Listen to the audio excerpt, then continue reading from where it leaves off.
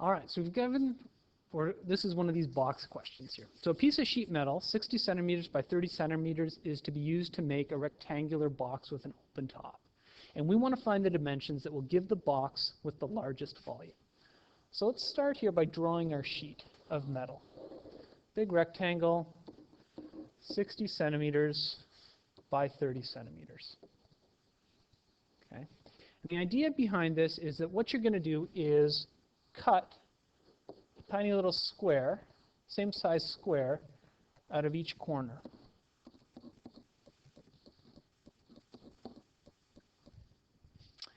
And after you've cut out that square, you're going to fold up these sides here. I guess this is like fold on the dotted lines here.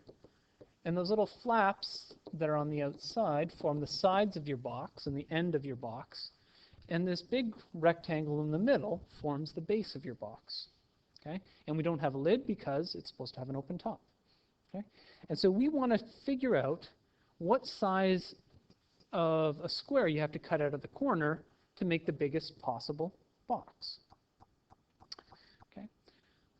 So it's helpful to sort of visualize what this thing is going to look like. We know the volume of the box is going to be length times width times height. But what on this diagram gives us our length, our width, and our height? Well, if this dotted rectangle in the middle here is the base, this is going to be our length, and this is going to be our width. What determines the height of the box? Well, it's going to be how long these flaps are, or how big of a square you cut out of each corner. So each square that you cut out is going to measure h by h,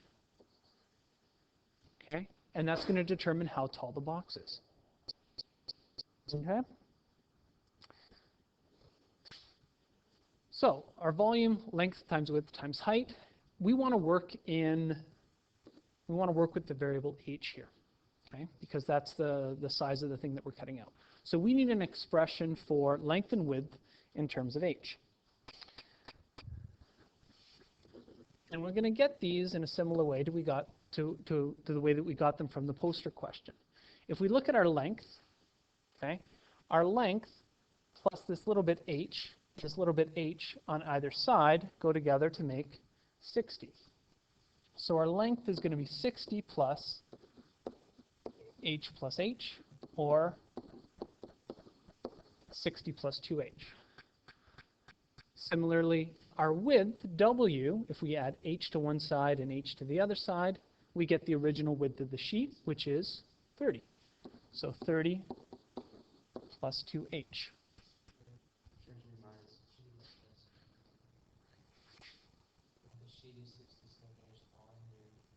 Right. I'm working with outside dimensions. So let's try this again. Scratch that. So our length plus the h add up to give us 60. So the length has got to be 60 minus h, or 60 minus 2h. Did I get it right that time? Does that make sense? Okay. Same thing with our width. It's going to be 30 minus 2h. Okay. Are there any restrictions that we can place on h here? Because that's the variable we're going to be working with.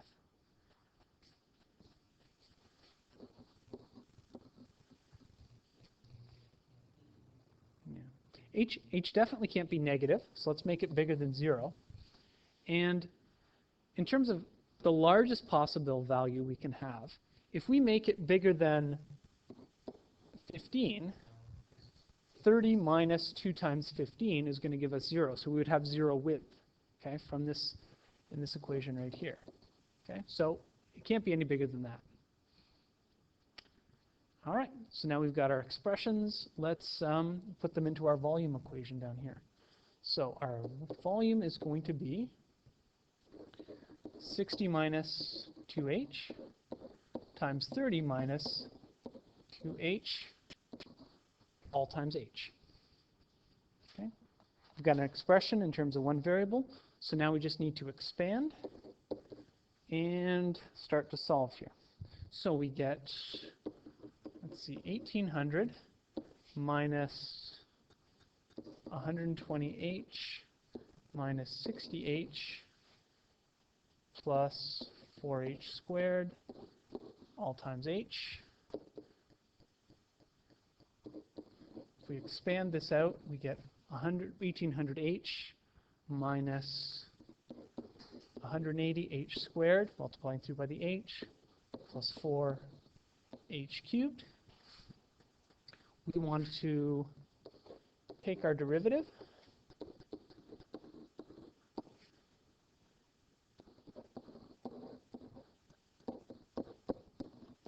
(12h squared) and set it equal to 0 to solve for our critical numbers. We can divide through by 12. You get h squared 60h and, sorry, not 60h, 30h. And we divide the 1800 by 12, we end up with 150. Okay.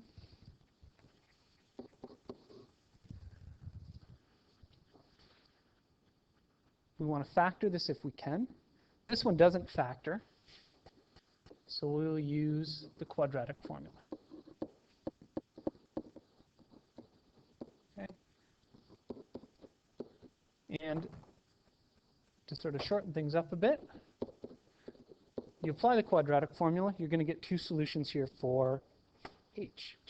You get h equals 23.66 and 6.34. Okay. We only want one of these. How do we know which one? Well, we set restrictions on h way back at the beginning. We know we want the one that is between 0 and 15, so we can just sort of ignore that one right there. So apply our second derivative test here.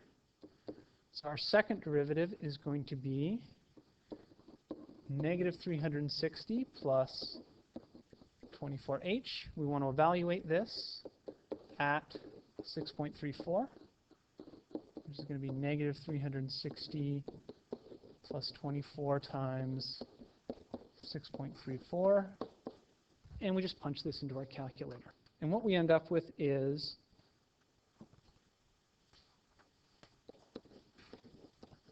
negative 207.84. So let's see, our derivative is negative, or sorry, our second derivative is negative. That means we have a local maximum. Were we looking for a local maximum? Yes, we were. We want the largest volume, so we're good. So we've got our value of the height. We just need to find our other two dimensions, which are our width and our length. Our length here was 60 minus 2 times the height, so 60 minus 2 times 6.34, and our length was 30. Did I do that one backwards? Wait. Yeah.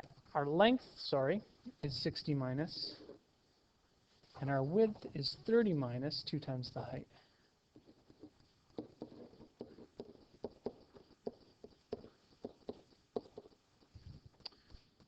So we end up with a length of 47.32 and a width of 17.32.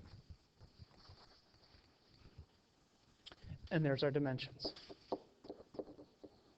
So we sum it all up. The box should be, what do we have here? 6.34 centimeters by 17.32 centimeters by 47.32. And those are the dimensions that are going to produce the box with the largest volume.